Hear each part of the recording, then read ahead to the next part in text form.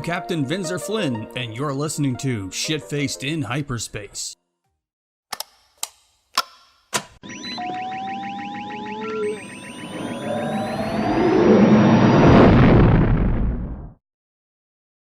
Hello and welcome to the Bridge of the Blackjack. The bar is open.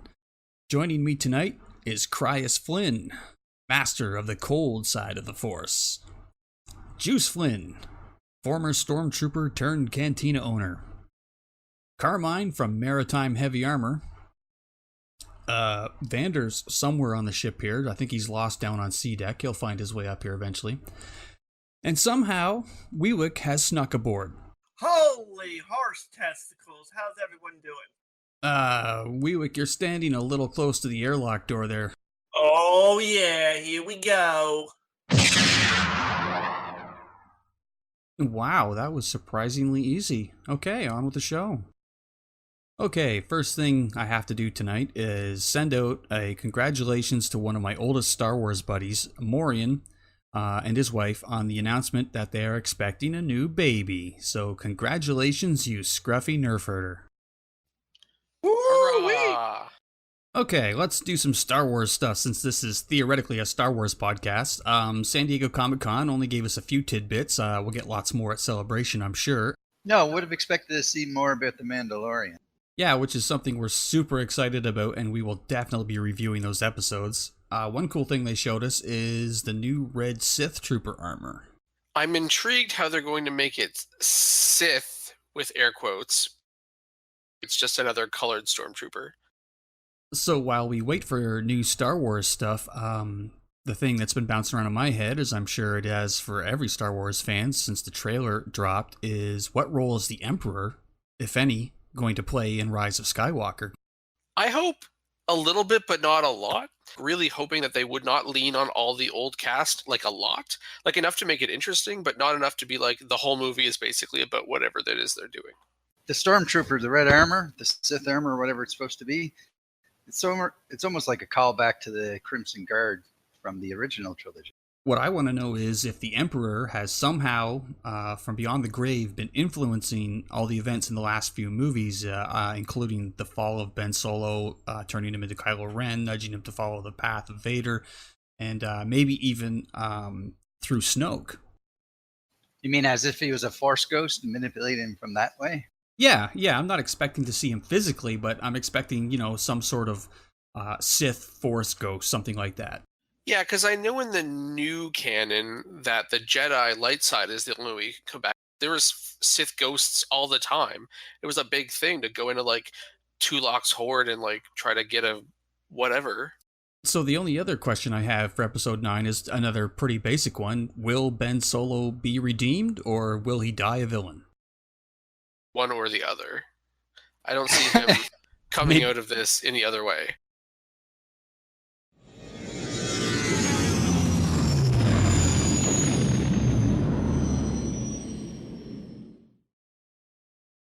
Speaking of new shows coming out, there's a live-action Warhammer 40 show coming out that's got me super. Like, are we talking Space Marines? We talking Imperial Guard? We talking what? Inquisitors. Particularly, I think they're doing Eisenhorn's story. Okay, I know fuck all about 40K, Carmine, so give us a little background on this one. Inquisitor Eisenhorn is a very tenacious Inquisitor of the Holy Ordis who actually went through Ordo Hereticus, so hunting down heretics, to Ordo Xenos and Ordo Malleus, which are hunting down aliens and hunting down chaos, warp entities and whatnot. And so he's kind of gone rogue in the end.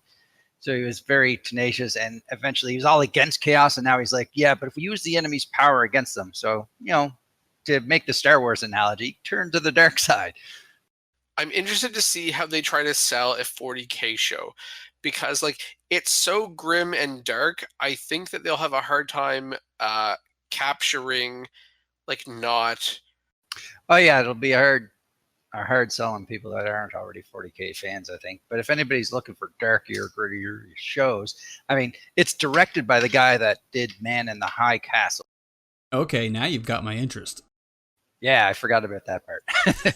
Vinzer, I don't know how much 40k knowledge you know. Oh, like I said, jack shit. Everything I know about it, I learned from Carmine. But I'm a big fan of Man in the High Castle, so I like the dark grittiness of that. So if the same guy's doing that, then yeah, I will definitely give the 40k show a shot. Yeah, there'll be gunfire, there'll be sword fights, but it's mostly about the intrigue and the political That's machinations. That's of fair. it. It could be a good like political detective drama, I guess, if you frame it a certain way. I'm just reading an article about it, and they're not actually talking about who's actually putting it on. They're talking about like Amazon running. There it is. There we go. So the buzz line is, as far as this relates to the planned Eisenhorn show, Big Lake Productions will develop the project to be helmed by none other than Frank Spotnitz, 3-time Golden Globe winner for The X-Files, which he had written and produced in the past, as well as Amazon's The Man in the High Castle. The latter based on Philip K. Dick's critically acclaimed novel. What up, Vander? Yeah, so they'd be able to do a very good job of it. I mean, the whole 40K universe is effectively an alternate where, if World War II had gone sour for both sides and there's just an interminable, what's the word I'm looking for? Not Cold War, it's a hot war, but entropy, annihilation. What's the mutually assured annihilation? What's the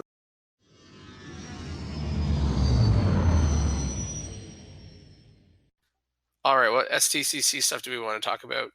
So there's tons of cool Marvel stuff to go over from Comic-Con. The thing that I'm probably the most excited about is the announcement of the new Blade, which is going to be starring Mahershala Ali.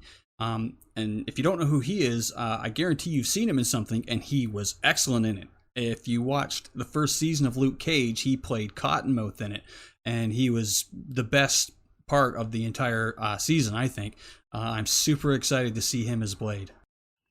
I completely agree. I also really liked his character on the first couple of seasons that I watched of House of Cards. Now, is that going to movie or is that going to be a TV show? Because the WandaVision... Based upon looking it up, it will be a movie, actually, not a television series. Oh, okay. I saw like the Marvel timeline. I'm like, that's a lot of 2021 shit. Holy crap. And then it's like, oh, there's TV shows. That makes so much more sense. I mean, it's a good call showing off that much, especially because Warner Brothers and DC didn't have any footprint there this year. This was definitely a time for them to come out. I'm curious to see what WandaVision will be. Like, I wonder if it's just going to be like what they did in the time, like what they did together in the time between Civil War and Endgame. Yeah, otherwise I want to know, how did they fix Vision? Yeah, no kidding. We don't see anything about him we don't even see him in Endgame. Hoping that Shuri would like piece his brain back together in time enough for him to not die with the stone. You know what I mean? But it didn't happen. So, of course, another big announcement. Taika Waititi is going to return to direct Thor, Love and Thunder. I'm a huge Taika fan. Love and Thunder! And so they've already just come right out and said it that Jane Foster will be the new Thor, based on the comic premise from the last few years. And I'm really interested to see how accurately they follow it, because when she takes up the hammer, she's dying of cancer in the comics, and the hammer, every time she becomes Thor, it just kind of makes it worse. So she's just trading off being a superhero for dying more quickly. And what's interesting about it is she has this, comic dialogue, inner monologue, where she's like, oh my god, I can't believe I'm doing this, speaking like a normal person. But when she speaks externally, she speaks like, I am the mighty Thor, shit like that. It's great. No, I think it's a very interesting take, and I'm looking very much forward to seeing it. Yeah, I was just very surprised to see Natalie Portman come up on stage, because I didn't think she was ever going to. Because I had heard that it was just deleted scenes that they'd used in Endgame, as well as a body double. Like, hence why, like, there's that scene where Rocket goes to take out the Aether. It's just her feet on screen for it. Yeah, apparently part of it was this deal with the Thor movie, because she was really not happy with the way Thor 2 played out, being a very much a damsel in distress character in that one. Yeah, I heard that too. I don't think anybody who was involved with Thor 2 really liked Thor 2. Taika's changes to the script for Thor 3, I think, is what has revitalized his love of being Thor. Oh, yeah, definitely, yeah. And I'm excited. What I think is going to happen, since they're doing Thor Love and Thunder that when we get Guardians of the Galaxy Volume 3, Hemsworth is going to be Odinson. So with the Tom Hiddleston Loki series, it's going to follow the alternate dimension version of him who fucks off with the Tesseract in Endgame, so they can kind of do whatever the hell they want now. Oh, okay. We were wondering about that. And that's a TV show, right? Yeah, the only movies that they announced were Black Widow and Inhumans, maybe? Eternals. The Eternals wasn't. Thank you, Eternals. yes. We don't talk about the Inhuman. Yeah, that one sort of fell flat, didn't it? Also, Shang-Chi and the Legend of the Ten Rings. Yes. So does that Right. mean we're going to get to see the 10 rings? Does that mean we're going to get to see the Mandarin? That is what I've heard, is that they will actually be real? showing us the real Mandarin. And it's interesting to note, most people don't make the transition. They make a transition from TV to movies, but you don't see them go from movies to TV. And both with WandaVision and with Loki, you've got movie actors going to a TV. Same And with, Falcon and Winter Soldier. Yeah. That's a TV show as well? I thought that was a movie. And Hawkeye, Jeremy Renner, which is going to be a series that introduces the Kate Bishop character. So another one on the slate that I didn't really expect to see, but I'm really looking forward to, is the What If series, which is going to be animated, and a lot of the actors are going to be coming back to voice their characters, and it's based on the old Marvel What If comics, which were so much fun because you could literally do anything you wanted. I will take whatever they give. And while it still won't be cheap to produce, because obviously animation is not cheap, it will be cheaper and quicker to push out, and they can do them in like batches of a couple episodes at a time, and then release like 4 or 5 episodes every couple of months whenever they can produce more. I wonder what the release format's going to be. I wonder if they'll do like half-hour episodes, or will they do 15-minute shorts? I think they'll be significantly longer than the Star Wars animations that they're pushing out, but I would probably assume the 15 to 30 minute, and just enough to explore the full story and end it there. I saw an article the other day that it was just a rumor, but it said that they were thinking about doing a spin-off War Machine series too, and I'm like, you know what? At this point, fucking why not? Let's get Don Cheadle in there too. Yeah, no kidding. But yeah, I like Don Cheadle a great deal. I want to see that just to see how much Tony taught Rhodey about maintaining the suit. See if he can fix it with Tony Gunn. You haven't seen Yeah. Far From Home yet, right? Nope, shut the fuck up. No. Shame. Fuck off.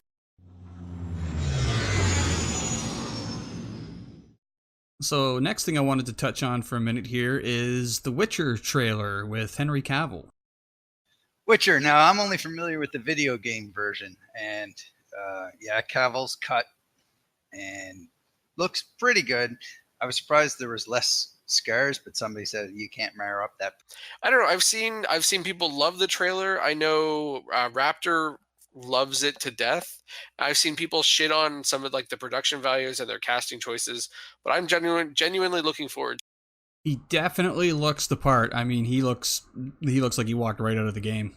Do you own Witcher 3? I do. I've only just started playing it though. I am reading the books though, making my way through those, which the show is, I think the book I'm reading now, Blood of Elves, I hear the first season is probably going to be pretty heavily based on that. And I think this is one of those things where even if you're not, well versed in the Witcher lore and either the books or the games, it's still going to be a really cool fantasy style monster slaying movie. So even if you know jack shit about the Witcher, I still think it's going to be a really cool show for newcomers.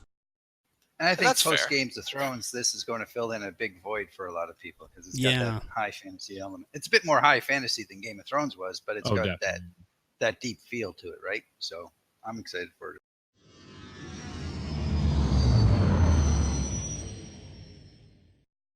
Okay, it's time to discuss the Picard trailer, and if it sounds like the guys are repeating themselves, it's because they are, because I fucked up the recording. So we're going to talk about the Picard trailer again. All right, Picard trailer. We'll start at the top again. I am so down for more Jerry Ryan. I think it's awesome that he's coming back, and I think it might actually be an interesting take on the story because Picard's going solo from Starfleet after approaching. Or at least rogue from Starfleet. Probably not. He seems to have a crew, And actually, when I rewatched the trailer here a few minutes ago, it almost looked like he wasn't the captain of that ship either. Like, he was not sitting in the middle chair in that trailer. So towards the end, he actually said, engage. I think he That's was fair. standing when he said that, though. I'm just happy because it's not Discovery. It just, as I mentioned before, being old man Star Trek, get the fuck off my lawn Discovery. This feels more like the Trek I grew up with rather than fucking with the past and doing what they did with the Calvin timeline and Discovery. I could actually see myself sitting down and watching this from start to end and actually going, yay! Juice is like, get the fuck off my cannon. Yeah. And that's because they're actually continuing the canon. They're not going back and trying to rewrite it like Enterprise tried to do and Discovery's trying to do. They're going to the past where they're fucking around with everything that's everybody already knows. This going forward, because we saw Jerry Ryan, aka 7 of 9, in it, meaning that it takes place after Voyager, which was the last TV show. Yep. Finally moving the timeline forward. And that's what they need to be doing. Stop going back and screwing around with the past and the timelines, because it just gets the fans all pissed off. And then, they end up not even bothering with things like Discovery, which is cool. But, it's like The Mandalorian is going to be set after Jedi. So that's a whole big blank slate that they can fill in. There's like 30 years of time between that and Force Awakens. And that's what they need to do with Star Trek. Post-Nemesis stuff. Big blank slate. Use it. Now, having said that, I actually John don't mind the Travolta. Calvin timeline because they have that spot in history where it splits timelines and you go into alternate universes and such, and my brain can deal with that. Yeah. I know you didn't like the first season of Discovery, and I'm not sure if you actually ended up watching the entire thing, but everybody is raving, and I mean raving, about the guy that they have playing Pike in season 2, and how it's so much more classic Trek than the first couple episodes of Disco were. Pike is fantastic in season 2. He's my favorite part of it for sure. Eventually I'm going to bite my tongue, sit my ass down, and watch the 2 seasons of Discovery just because I am a gigantic Star Trek fan and I should do it just so I can keep up. I may grumble through the entire thing, but I will eventually do it. I think you should do that, Juice. That should be your homework assignment. And then in a future podcast, you could come tell us what you think, even if you hated it. Yeah, I think I could do that. Yeah, I'll start taking notes. I may record myself saying, "You fucking piece of shit! Did you actually do that? They fucked up my Klingons! What the hell?" Oh yeah, here we go with the Klingon. I do feel like that picking the first Klingon War was like a poor point to try to insert the show into. Especially since that in the Star Trek canon, I know the Klingon War is quoted in various sources of being 4 years long. So Juice, they do address that in the show. Oh, and I'm sure they do. I mean, it's some time travel bullshit, but you know what I mean. Fantastic. Yeah, he's totally standing when he says engage. But he still bloody well says it. Doesn't matter. He's standing. The actual captain of the ship is like, "The fuck are you doing? Get this guy off my bridge." That'd be funny. That would be funny. Why is this random passenger on my bridge? I picture, you remember the early episodes of TNG where like Wesley would come up on the bridge and Picard's like, "Get this child off my friggin' bridge." Just picture the captain of the ship going like, "Why are you here? Go back to your room. Get this old man off of my bridge." I'll be in my ready room. Why the fuck did he just walk into the bathroom? What's going on here? That's my ready room." So to catch up on some of the stuff we lost, we mentioned Data coming back as in the body of B4, just being downloaded into him kind of thing. And a supposition that it's possible that Data is being sent out to the real Picard. Picard mentions that he's retired and working on the farm in order to sort of honor the sacrifice he made. So I could see Data being the one person that could bring him back and then putting them back together to do. Here's the other thing, though. I've read somewhere, I'd have to look it up, that Spiner confirmed this was not the B4 version. This was the actual data that we supposedly lost in Nemesis. Now, whether this might be data in a dream or data in a hologram situation, I don't know, but I don't think it's going to be B4. And when you look at the trailer, when they open up that drawer to reveal Data's parts, you could see like some of him is like really twisted and weirded up. He's missing pieces, so it doesn't look like they actually. It doesn't look like the B4 version that was whole. You would think that B4 would be still together 20 years later if he had reassimilated Data's identity, quote unquote. This looked like this Right. a Data that had been destroyed, which is going to be interesting because I've kind of figured when Data did his suicide mission to save everyone, he got vaporized. So I'm going to be curious to see how exactly they're going to explain that. So, Borg Cube, is it a prison or is it a colony of lost Borg? Oh, that's a cool take, Juice. We didn't talk about that. That it could be that. Yeah, we consider it being Hugh's cube. Maybe Hugh. Yeah, that's a cool idea. Taken over.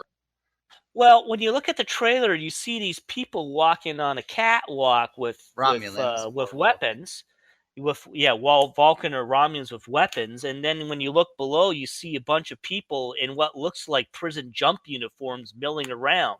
So you kind of wonder: are these guys like Borg refugees that have been captured and are now housed so they don't become Borg again, or is it a Borg colony? Yeah, and you see a sign underneath the catwalk that says it has been X many days since the last assimilation. It's the number's like 5,800, and I'm actually curious the fact why they're using days, because that would be a ridiculously unscientific method of keeping track of time in the Star Trek universe. That's the answer I want to know, is if that is Hugh's cube. Did his re-entering the collective back in the TNG era, did his influence create some sort of splinter Borg faction that is trying to seek refuge or asylum with Starfleet, and Picard sees this as something only he can do because of his connection to the Borg? This is his ultimate redemption, that he can save these people. So here's a question. So I'm looking at the date, the number of days, and it works out to be about 16 years. What would have been about 16 years ago, Trek timeline-wise? Nothing. Fair. 20 years, yeah. So when was Nemesis? 2003. So 13, 14, 15, 16, 17, 18, 19. That's about 16 years after Nemesis, roughly. Yeah. Also, there's a second language written there. Does anybody recognize that one? I think it looks like Romulish. I think Romulish. I mean, I think I've seen something similar on other Romulan type panels and things like that, but I could be wrong. It's been a while since I've studied Romulan. The other theory we were kicking around was the fact that the girl that Picard's trying to protect was a would-be Borg queen, which I think would be a cool direction. There's a specific line in the trailer that she says to Picard that, everything inside me tells me that I'm safe when I'm with you. Kind of can be interpreted in that way, other than like a touchy-feely thing. It could be like literally the technology that runs my body is telling me like you're okay with Locutus. Yeah, her Borg tech could all be nanotech. Oh my God, the Borg took Picard's sample. That's just true. Oh, that'd be hilarious. So they're saying here, so Nemesis was released in 2002, and they are saying that Picard is taking place 20 years after Nemesis. So 16 years with no assimilation. So if you think about it, didn't Voyager ended shortly after Nemesis? No, so it's before. That was before? Because okay. Janeway's in the movie. Yeah. Oh, that's right. So they destroyed Unimatrix 1 at the end of Voyager, so a couple years after that. Transformers. That's Unicron. That's Unicron. That was the Cybertronian Civil War. That's a completely different thing. So yeah, that would make sense that it's been 16 years since the last someone was last assimilated on that particular cube. I have this hilarious one day in like grade 11 or whatever, we watched whatever the Borg Queen movie of Star Trek. Is that First Contact? Yes. So my English teacher just was like, "Oh man, I love the Borg Queen." She's like, "Oh," and we're like, "Ew." So interesting. I'm still going through alphabets, and I typed in Star Trek alphabets to look for them. It's not quite Vulcan. Vulcan's a bit more flowy, more curves, less straight angles. But if you were to mix Vulcan and Mandalorian, that's what you would get. So we got Picard. Then we also have a Star Trek animated series that's going to be coming out too, called Lower Decks. That sounds like our kind of show. It's a half-hour animated show featuring 4 ensigns on what's described as a not important ship in Starfleet. So 4 non-important people on a non-important ship, and hilarity ensues. Well, we're 5 unimportant people on an unimportant ship.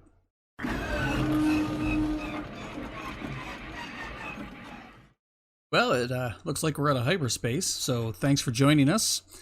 You can follow us on Twitter and Facebook at Clan Flynn. We'll see you in a couple weeks. Until then, this is Vinzer saying, stay fresh, cheese bags.